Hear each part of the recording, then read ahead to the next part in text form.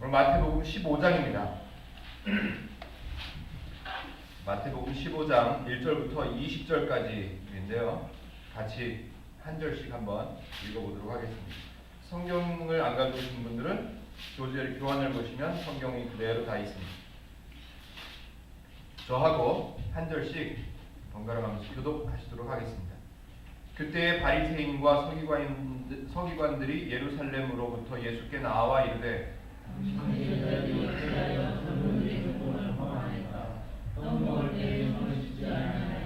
대답하여 이르시되 너희는 어찌하여 너희의 전통으로 하나님의 계명을 범하느냐.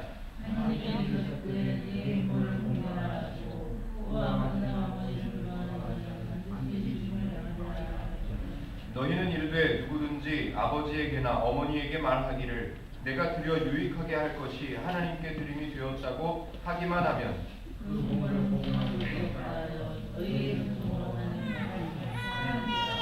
외식하는 자들아 이사야가 너희에 관하여 잘 예언하였도다. 일러스되 사람의 계명으로 교훈을 삼아 가르치니 나를 헛되이 경배하는도다 하였느니라 하시고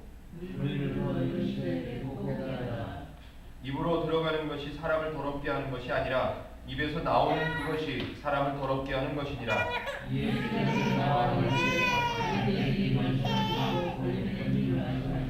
예수께서 대답하여 이르시되 심은 것마다 내 하늘 아버지께서 심으시지 않은 것은 뽑힐 것이니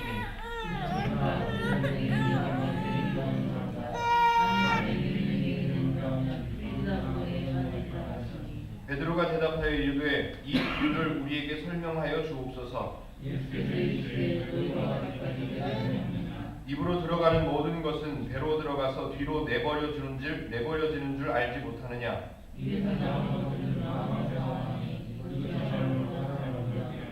마음에서 나오는 것은 악한 생각과 살인과 간음과 음란과 도둑질과 거짓 증언과 비방이니 씻지 않은 손으로 먹는 것은 사람을 더럽게 하지 못하느니라. 마태복음 15장을 이제 시작하는데요. 마태복음의 내용은 늘 강조하는 바대로 복음을 소개하고 하나님을 소개하고 또 천국을 소개하는 그런 내용들이 주로 등장합니다. 그래서 예수님께서 직접 말씀하시는 내용이 많이 나옵니다. 오늘 마태복음 15장에서는 장로들이 만든 전통이라고 표현되어 있고 또 비교되는 내용으로 하나님의 계명이라는 단어로 비교해서 설명하고 있습니다. 다시 말하면 사람의 전통, 사람의 규율 그런 것하고 하나님의 계명, 하나님의 의도하심, 하나님의 뜻하고 비교해서 사람들이 만들어 놓은 것들 중에 잘못된 것들이 많다라는 것을 가르쳐주는 내용입니다. 대부분 하나님을 믿는다고 하는 사람들, 저와 여러분들도 포함되죠. 교회 다니는 많은 사람들이 그렇게 기도합니다. 하나님의 뜻대로 살겠다고. 하나님의 뜻대로 살아야죠. 하나님의 뜻대로 살겠습니다. 라고 기도합니다. 그런데 실상은 하나님의 뜻이나 하나님의 의도는 잘 모릅니다. 더 안타깝지만 더 안타까운 표현으로 하자면 하나님의 뜻에는 관심이 별로 없습니다. 그저 내가 알고 있는 선입견이든 편견이든 신앙이라고 배운 것들 가지고 열심히 사는 것을 하나님의 뜻이라고 얼버무릴 뿐이지 실제로 성경을 통해서 하나님을 배운다거나 하나님의 뜻이 무엇인지 공부하려고 한다거나 궁금해하는 내용이 별로 없습니다. 참 안타까운 내용이죠. 그런 분위기가 계속 되다 보니까 교회 안에서도 여러 가지 행사들, 여러 가지 일들을, 규정들을 만들어냈는데 그 내용들 중에 하나님의 뜻과는, 하나님의 의도와는 관계가 없는 내용들이 참 많다는 거예요. 그런 내용들을 이제 예를 들어서 한두 가지 예를 들어서 예수님께서 설명하시는 거예요. 이 얘기가 어떻게 나오게 됐냐면 이런 거예요. 예수님께서 제자들하고 이제 식사를 하시려고 이 시대는 이 나라는 좀 건조한 나라라서 손을 씻고 밥을 먹게 돼 있어요. 어느 가정을 방문하거나 식사를 하러 가면 무조건 손발을 씻는 게 예의죠. 또 어느 지방에는 또 그 집에 하인들이 종들이 와서 발을 씻겨주기도 합니다. 그런데 어느 날 예수님께서 제자들하고 식사를 하시는데 옆에 이제 서기관들 바리새인들이 있죠. 그런데 손을 씻지 않고 음식을 먹는 거예요. 그 제자들이 그걸 시비를 겁니다.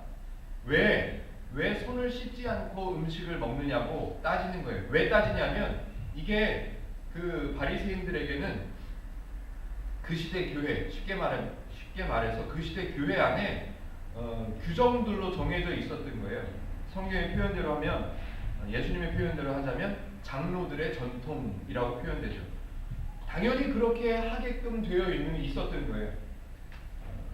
교회 안에서도 아니면 하나님을 믿는다고 하는 사람들의 삶에서 규정처럼 되어 있는 거죠. 그렇게 안 하면 안 되는 것처럼, 손을 씻고 음식을 먹어야 되는 것처럼 생각한단 말이에요. 그래서 예수님께서 그 내용을 그렇게 이제 비꼬는 그 질문을 가지고 예수님께서 설명하시는 거예요. 4절 제가 한번 더 보겠습니다. 3절부터 제가 읽어볼게요. 3절 대답하여 이르시되 너희는 어찌하여 너희의 전통으로 하나님의 계명을 범하느냐. 네, 요것만 먼저 볼게요. 예수님께서 지금 말씀하시는 것은 너희가 만들어 놓은 그 전통, 규정, 율법 그런 것들 때문에 하나님의 의도가 감추어지고 하나님의 계명이 퇴색되어지고 변색되어지고 왜곡되어진다고 지적하시는 거예요. 그 중에 예를 들어서 이제 예수님께서 하나 예를 들어서 설명하시는데 뭐냐면 4절요. 하나님이 이르셨을 때 내 부모를 공경하라 하시고 또 아버지나 어머니를 비방하는 자는 반드시 죽임을 당하리라 하셨거늘.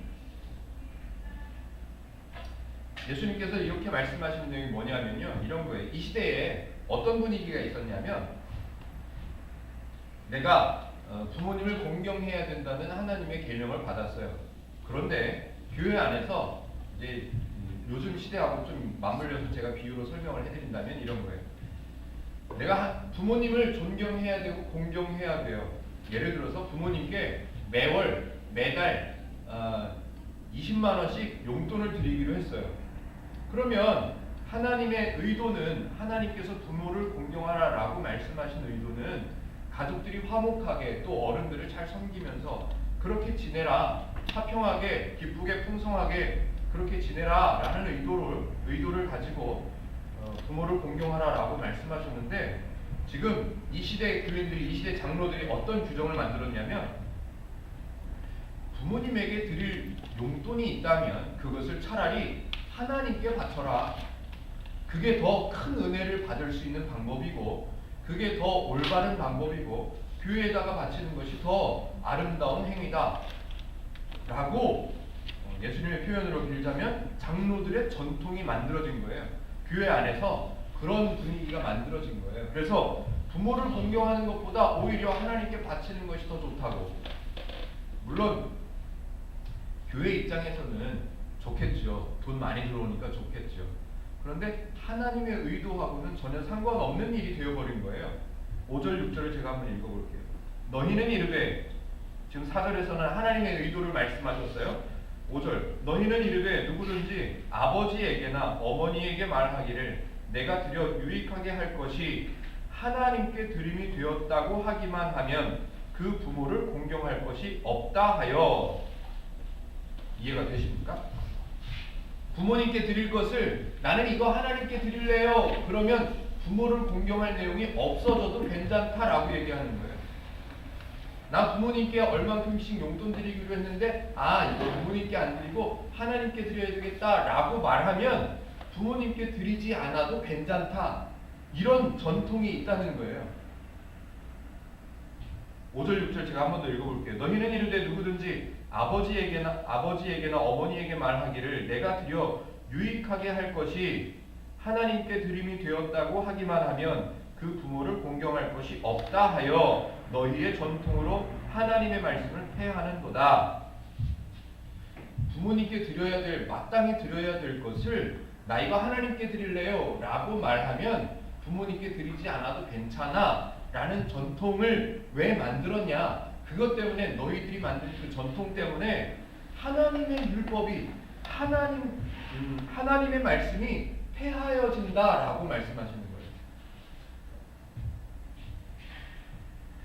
예수님께서는 얼마나 안타까우셨을까요? 하나님께서 말씀하신 의도는 그게 절대로 아닌데 사람들은 자기네들 생각을 섞어가지고 그 시대에 필요했을지도 모르죠. 어쨌든 그런 것들로 자기들의 전통을 만들어서 하나님께서 말씀하신 의도가 퇴색되도록 왜곡되도록 만들어버린 거예요.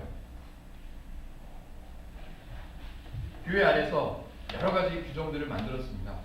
사실은 그 여러 가지 규정들을 하나하나 곰곰이 생각해보면 참 안타깝게도 하나님의 의도하심, 오늘 6절의 표현대로 표현하자면 하나님의 말씀을 폐하는 그런 행사와 그런 행위들이 지금 이 시대의 교회 안에서도 얼마나 많은지 모릅니다.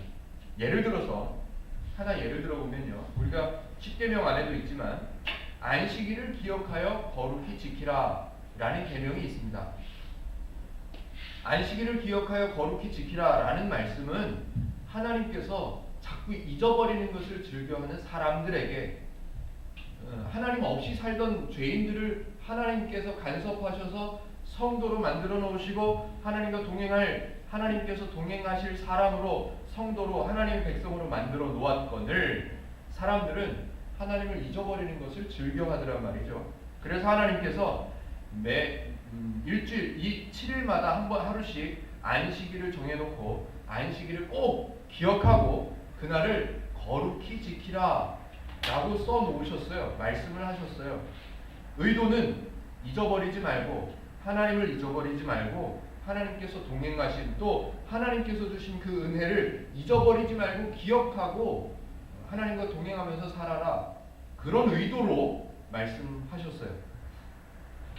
그런데 그 의도하심을 하나님의 뜻을 잘 모르고 거기 모르는 데다가 덧붙여서 자기네들 상황을 막 갖다 붙입니다.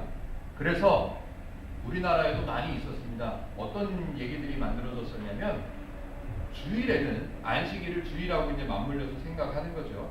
주일에는 뭘 돈을 쓰거나 일을 하거나 무슨 행위를 하면 안 된다라고, 특히 저 부산 쪽에 있는 어느 교단에서는 아주 강하게 했었죠.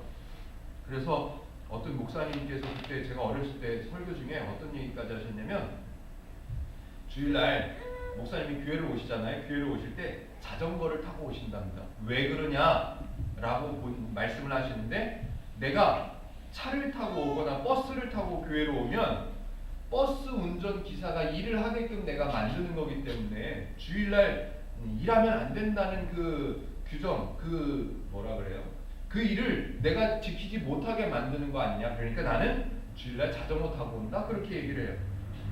주일에는 일하지 말아야 된다, 거룩하게 지켜야 된다 라는 말을 오해하기 시작하면 별의별 규정들이 다 만들어지는 거예요. 뭐가 있죠? 주일에는 돈을 쓰면 안 된다 그래가지고 주일날 교회에서 뭐가 필요한 거는 토요일날 다 사놔야 돼. 그리고 주일날은 돈 쓰면 안 되는 걸로. 하나님의 의도하고는 전혀 상관없는 내용들이 얼마나 많이 만들어지는지 모릅니다. 일을 하지 말아야 되는데 어디까지 하는 게 일이고 어디까지 하는 게 일이 아니냐, 그런 걸 또 따지기 시작합니다. 그래서 옛날 이제 율법사들이, 옛날 바리새인들이 만들어 놓은 내용을 보면 저도 이제 어렴풋이 생각이 나는데 몇 걸음 이상 걸어가면 그건 일하는 거라서 안 된대요. 예를 들어서 30걸음이라고 해봅시다. 30걸음 이상 걸어가면 그건 일하는 행위라서 주일날, 안식일날 그렇게 걸어가면 안 된다. 멀리 가면 안 된다는 거죠. 그런 규정을 또 만들어 놓고 그런 규정을 만들어 놓은 사람들이 또 멀리 가야 될 일이 생기면 30걸음 갔다가 쉽니다. 쉬었다가 또 30걸음 갔다가, 이건 일하는 게 아니라는 거죠. 하나님께서 말씀하신 안식일을 기억하여 거룩히 지키라는 말씀의 의도를 오해하거나 모르면, 그 뜻을 모르면 별 쓰잘데기 없는 쓸데없는 규정들이 막 만들어지는 거예요. 그래서 너는 30걸음 걸었냐, 너는 뭐 했냐, 뭘 사 먹었냐, 안 사 먹었냐, 돈을 썼냐, 안 썼냐, 막 사람들이 서로 손가락질하죠. 하나님의 의도하고는 전혀 관계가 없는 일입니다. 그런 일들을 하면서 나는 하나님의 명령을 지키는 거야 라고 나는 하나님의 뜻대로 사는 거야. 나는 하나님의 뜻을 기억하고 하나님의 뜻을 지키는 거야. 라고 생각하고 하나님을 위해서 그렇게 산다고 생각하는 사람들에게 뭐라고 말씀하시냐 하면 8절 9절요. 이사야 선지자가 했던 말을 인용을 했는데요. 이 백성이 입술로는 나를 공경하되 마음은 내게서 멀도다. 사람의 계명으로 교훈을 삼아 가르치니 나를 헛되이 경배하는도다. 이렇게요. 분명히 이 사람들은 율법을 여러 가지를 만들어 놓고 그 율법들을 지키는 것들을 뭐라고 그러냐면, 야, 나는 하나님의 뜻대로 사는 거야. 나는 하나님의 뜻을 지키는 사람이야. 나는 하나님의 말씀을 순종하는 사람이야. 라고 스스로 생각하면서 하나님을 위해서 사는 것처럼 말은 하는데, 성경의 표현대로 하자면 입술로는 하나님을 공경하되 마음은 내게서 멀도다 라고 표현하는 거죠. 사람이 만든 교훈들, 사람이 만든 계명들을 지키면서 나를 헛되이 경배한다 라고 지적하시는 거죠. 얼마나 이런 내용이 많은지 모릅니다. 안타깝게도 지금 이 시대 교회 안에서도 수많은 내용들을 곰곰이 생각해보고 성경적으로 다시 한번 찾아보면 전혀 성경적이지 않은, 아니 근거가 없는 그런 규정들이 얼마나 많은지 모릅니다. 예를 하나 더 들어보죠. 우리가 성찬식을 진행합니다. 아마 이런 얘기 들어보셨나 모르겠습니다. 성찬식을 진행할 때 성찬식에 참여할 수 있는 사람, 참여하지 못하는 사람 어떻게 구분되어 있죠?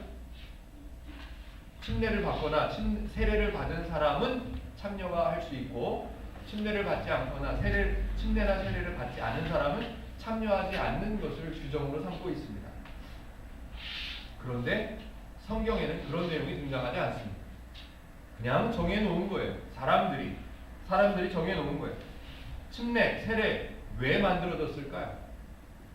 이제 하나님으로 살겠다고, 나는 이제 하나님을 믿는 사람이지, 나는 이제 하나님을 믿고 살아야지 라는 마음을 조금 더 구체적으로 표현하고, 너는 이제 하나님의 사람이야 라고 사람들 앞에도 보여주고 자기 자신에게도 약속하고, 그렇게 하기 위해서 침례식이나 세례식을 진행하는 거예요. 그런데 침례나 세례가 성찬식에 참여하느냐 참여 못하느냐는 자격의 조건으로 사용된단 말이에요. 전혀 상관이 없는 내용입니다.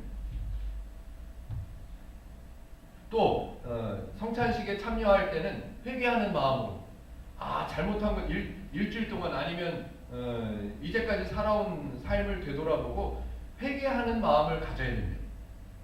성찬식은 회개하라고 하는 것이 아닙니다. 하나님을 기억하는 사람, 하나님과 동행하는 사람, 하나님께서 함께하는 사람인 것을 다시 한번 기억하고 잊어버리지 말자고, 그래서 성찬식에 참여하는 거예요. 왜요? 예수님께서 성찬식을 지낸 처음에 제자들하고 만찬, 최후의 만찬이라고 우리는 얘기하죠. 성경에서는 주의 만찬이라고 표현이 많이 됩니다. 주의 만찬을 예수님께서 제자들에게 베푸실 때 하신 말씀을 마음속에 남아 있으십니까? 지난 주일날 우리가 예배할 때 설교의 내용이 나왔었는데, 이 떡을 떼어주면서 예수님께서 이 떡은 내 몸이니 이 일을 늘 행할 때마다, 이 떡을 대할 때마다 나를 기념하라고 하셨어요. 기념이 무슨 말이에요? 기억하라는 말이에요. 기억한다는 말이에요. 이 떡을 대할 때마다 나를 기억해라 라고 말씀하셨지, 이 떡을 대할 때마다 회개해라 라고 말씀하지 않으셨단 말이에요.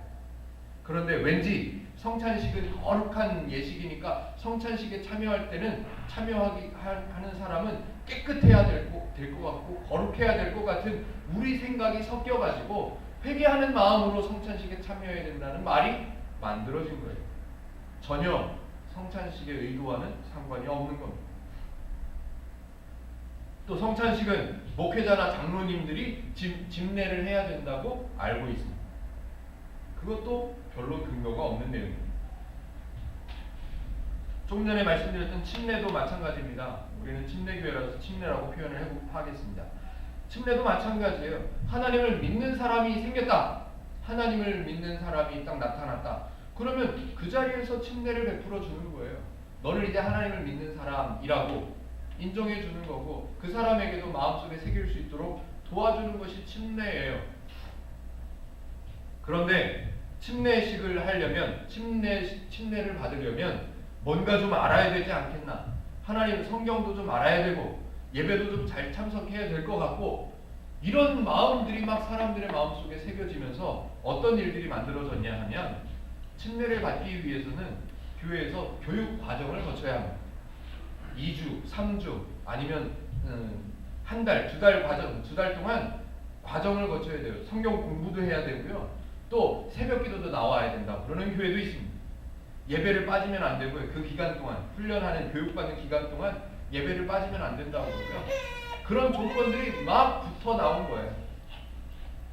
오늘 성경의 표현대로 한다면 입술로는 나를 공경하되 마음은 내게서 멀도다.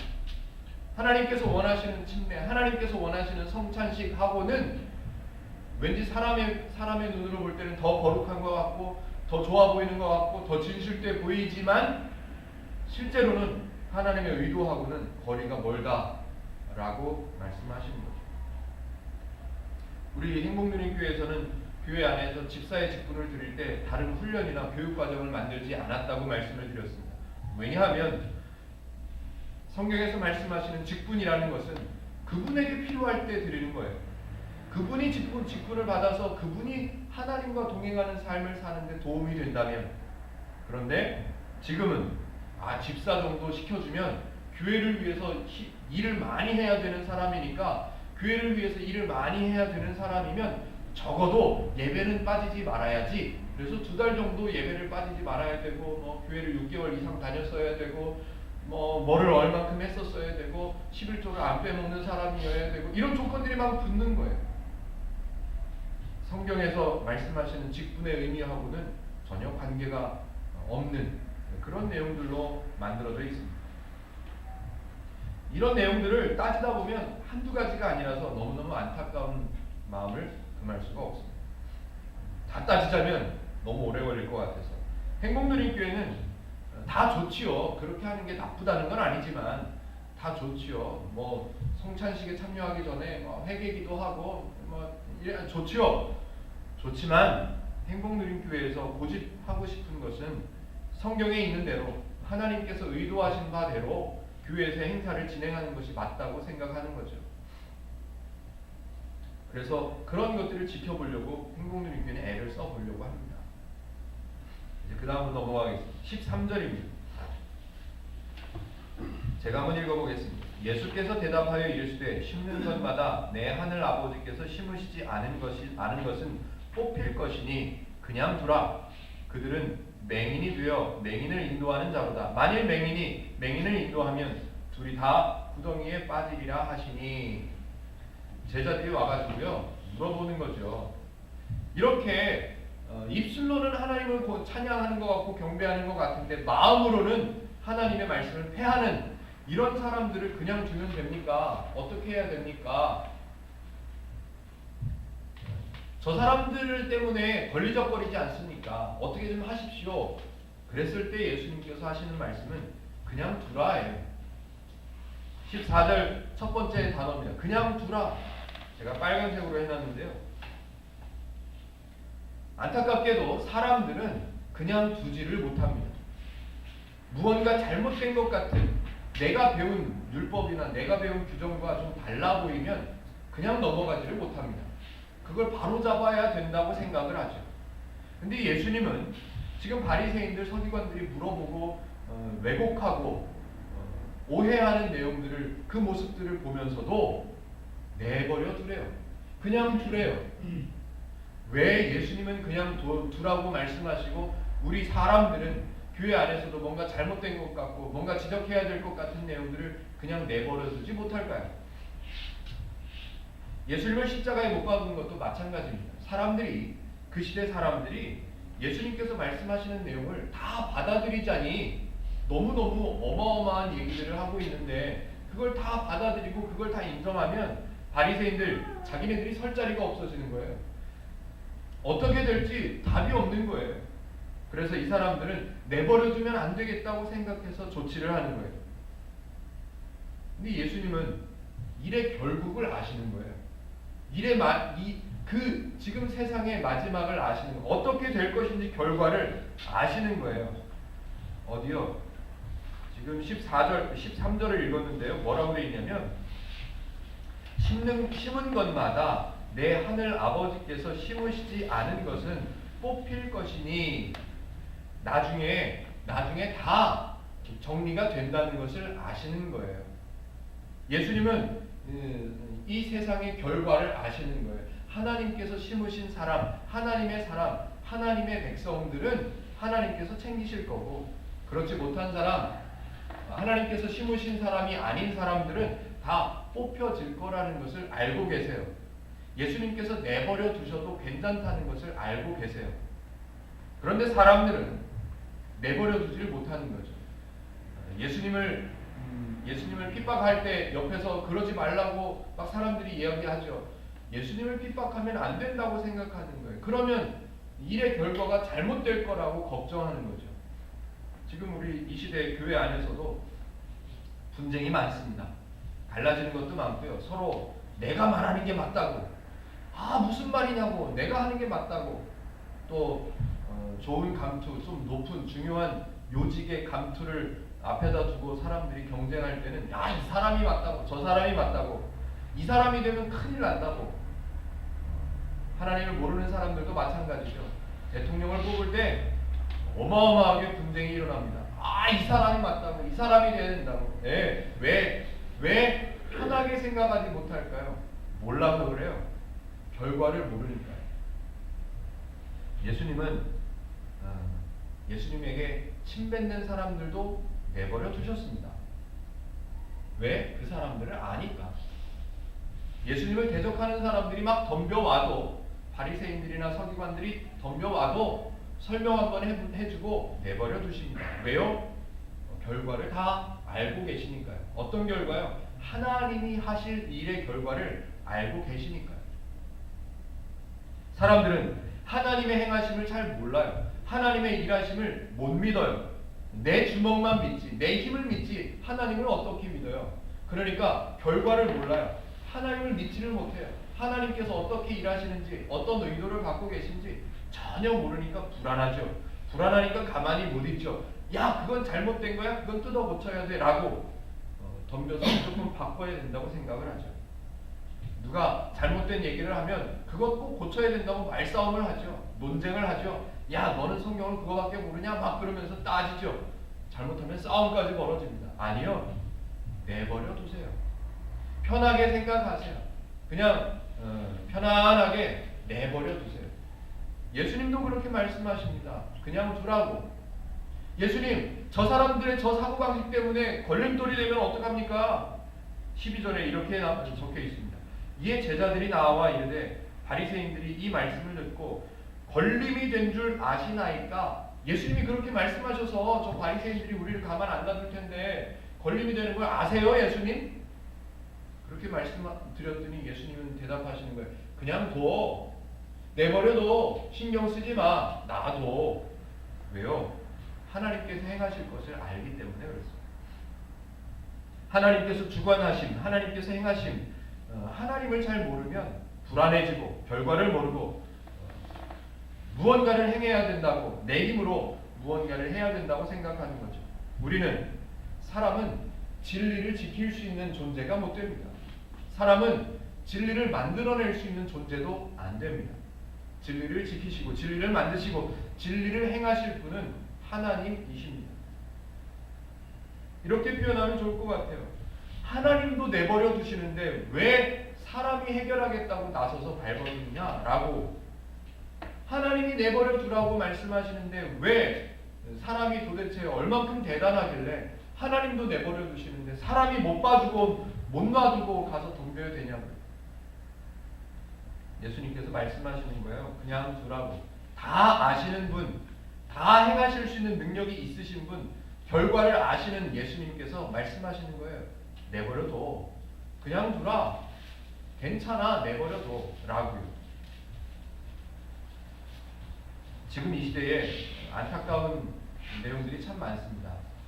그 안타까움을 이렇게 한번 표현해 볼 수 있을 것 같아요. 성경을 가르칩니다. 교회는 성경을 가르치는 곳이 맞습니다. 성경을 가르치는 곳이어야만 합니다. 왜냐하면 성경이 답이니까요. 성경이 진리이니까요. 성경이 하나님의 행하심을 가르쳐 주니까요. 그래서 성경으로 성도들을 가르치고 성도들을 이해할 수 있도록 도와줘야 하는데, 교회들이 성경을 잘 모르고 성경을 잘 모르는 상태에서 아무리 가르쳐 봐도 성도들이 변하지 않아요. 성도들이 가능성이 없어 보여요. 성도들이 영향을 받지 않는 것 같아요. 성경으로는 아무리 가르쳐도 안 되는 것 같아요. 성경만 가르치는 설교 가지고는 성도들에게 변화가 있는 것 같지가 않아요. 그런 느낌 때문에 교회 안에서 여러 가지 과정들을 만듭니다. 상담 심리, 무슨 성경 공부, 무슨 공부, 성격 파악해주고, 성향을 검사해주고, 무슨 훈련을 하고, 친절 훈련을 하고, 겸손 교육을 하고, 여러 가지 방법을 다 동원합니다. 이것도 저것도 안 되면 교회가 유지라도 해보려고 공부방도 만들고요, 수익 사업도 해보고요, 여러 가지 일들을 만들어냅니다. 왜냐하면 성경만으로는 안 된다고 생각을 하기 때문에 그렇습니다. 성경만 가르쳐서는, 성경만 배워서는 이게 답이 없다고 생각하는 거예요. 아니요. 성경이면 충분합니다. 성경만 가르쳐서 안 될 것 같으니까 교회에서는 꿈을 가져야 된다고 막 가르쳤습니다. 성경만 배워서 성경만 이해해서는 안 될 것 같으니까, 하나님을 배우는 것 가지고는 안 될 것 같아서 비전을 가져야 된다고 교회에서는 목소리를 높였습니다. 비전을 가져야 신앙이 성장하고 꿈을 가져야 인생을 성공할 수 있다고. 또 웃기지도 않은 얘기지만요, 목회자를 잘 섬겨야 복을 받는다고, 이런 말도 안 되는 안타까운 얘기들이 실제로 교회 안에서 존재했었습니다. 왜냐하면 성경을 배우는 것으로 하나님께서 주신 복을 배우는 것, 그걸 모르기 때문에 그래요. 성경을 바르게 알아가는 것으로 신앙생활이 바로잡아질 수 있다는 것을 모르기 때문에 그 외의 것들을 찾는 거예요. 어떻게 하면 복을 받을 수 있을까? 별의별 방법을 다 생각해내죠. 목사님을 잘 대접하면 복을 받을 수 있지 않을까? 교회에다가 헌금을 많이 하면 복을 더 받을 수 있지 않을까? 예배를 절대로 빠지지 않고 수도 없이 많은 예배를 다 참석하면 내가 더 복을 받을 수 있지 않을까? 이상한 행위들로 복을 받아보려고 애를 씁니다. 왜요? 성경을 모르니까요. 왜냐하면 성경을 알아도 답이 안 될 것 같으니까. 성경을 통해서 성도가 되었음을 배우고 하나님의 뜻을 배우면 그걸로 충분한 거예요. 바르게 배우지 못해서 오해하게 된 거죠. 바르게 이해하지 못해서 하나님으로는 안 되겠다 싶은 생각이 많이 드는 거죠. 내가 무엇을 하면 복을 받을 수 있을까? 하나님께서는 그냥 주시겠다고 말씀하시는 하나님이시고, 하나님께서는 네가 못났어도 내가 너를 보호하겠다고 말씀하시는 하나님이신데, 사람들은 그 하나님을 모르다 보니까 그 하나님을 성경을 통해서 배워야 하는데 성경을 통해서 배우지를 않으려고 하니까 다른 방법들로만 만들어내는 거예요. 오늘 전반부에 나온 예수님의 표현을 빌자면 장로의 전통들을 만들어내는 거예요. 어떻게 하면 더 복을 받을 수 있을까? 어떻게 하면 신앙을 키울 수 있을까? 어떻게 하면 구원을 받을 수 있을까? 이런 내용들을 은혜의 하나님을 배우는 것에는 관심을 두지 않고 그 외의 것들로 채워보려고 애를 쓰는 거죠. 우리는 더 착해져야 됩니다. 성도는 더 성실하게 살아야 됩니다. 성도라면 손가락질 받으면 안 되죠. 별의별 이상한 것들로, 세상의 것들로 다 채워보는 거죠. 아닙니다. 오늘 예수님께서 제자들에게 하신 말씀처럼 하나님의 말씀, 그거면 충분한 거예요. 하나님의 말씀을 잘 배우고 잘 이해하고 하나님을 알아가면 그걸로 충분한 겁니다. 다른 교육과정, 신앙을 위한 훈련 과정, 그런 게 필요 없습니다. 하나님의 말씀을 하나하나 바르게 이해해가고 배워가면 그걸로 충분한 겁니다. 행복누림교회를 시작한 지가 이제 6개월 정도 돼가는 것 같습니다. 작년 9월 2일부터 주일 예배를 시작했으니까요. 행복누림교회를 시작하기 전부터 저는 많이 생각했습니다. 어떻게 할까? 교회를 시작해서 사람들을 많이 불러낼 수 있는 기존에 있는 교회에서 사용했던 수도 없이 많은 방법들 저는 다 배웠죠. 잘 압니다.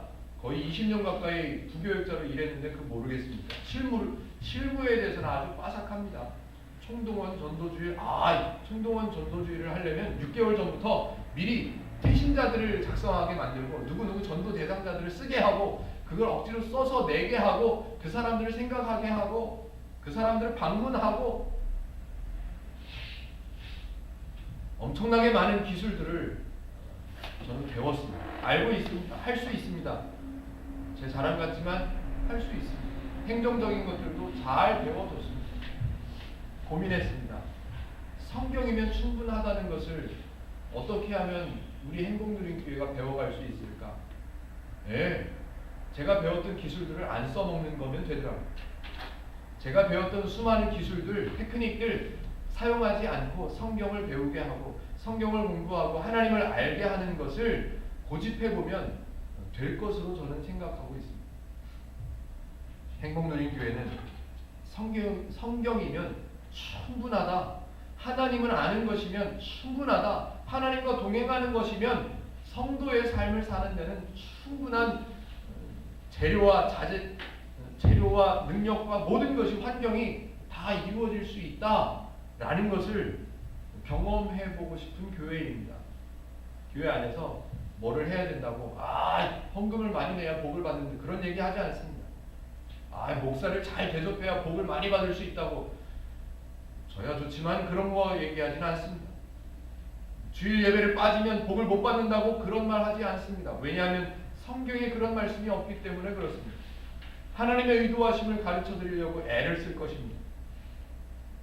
이 성경은 하나님께서 이런 뜻으로 말씀하시는 거라고, 이 본문은 하나님께서 이런 뜻으로 가르쳐 주시는 거라고 그렇게 가르쳐 드리려고 애를 쓸 것입니다. 그래서 행복누린교회 성도분들, 저와 여러분들, 행복누린교회는 어디로 가느냐? 성경으로 갈 겁니다. 신앙생활 한 걸음 한 걸음을 성경으로 갈 겁니다. 하나하나 아마 지켜보셨던 분들은 아실 겁니다. 집사의 직분을 드릴 때 아무 교육이나 훈련을 행하지 않았습니다. 성찬식을 진행할 때도 어떤 조건도 어떤 이유도 달지 않았습니다. 하나님을 기억하자고 예수님의 사랑을, 은혜를 기억하자고만 말씀드리고 성찬식을 진행했습니다. 행복누린교회는 그렇게 걸어갈 것입니다. 오늘 예수님께서 제자들에게, 바리새인들에게 가르쳐 주신 내용처럼 입술로는 하나님을 순종하는 것처럼 보이면서 하나님의 마음과는 거리가 너무 먼 그런 교회, 그런 성도가 되지 않았으면 좋겠습니다. 입술로는 비록 부족해도, 우리가 행하는 것으로는 비록 좀 모자라 보여도 마음은 하나님의 마음을 알아가서 하나님과 동행하고 하나님께서 함께 하시는 것을 늘 기억하고 살아가는 저와 여러분들 다 되셨으면 참 좋겠습니다. 오늘 본문도 한 번 더 읽어보시면서 마음속에 한 번 더 새겨두시면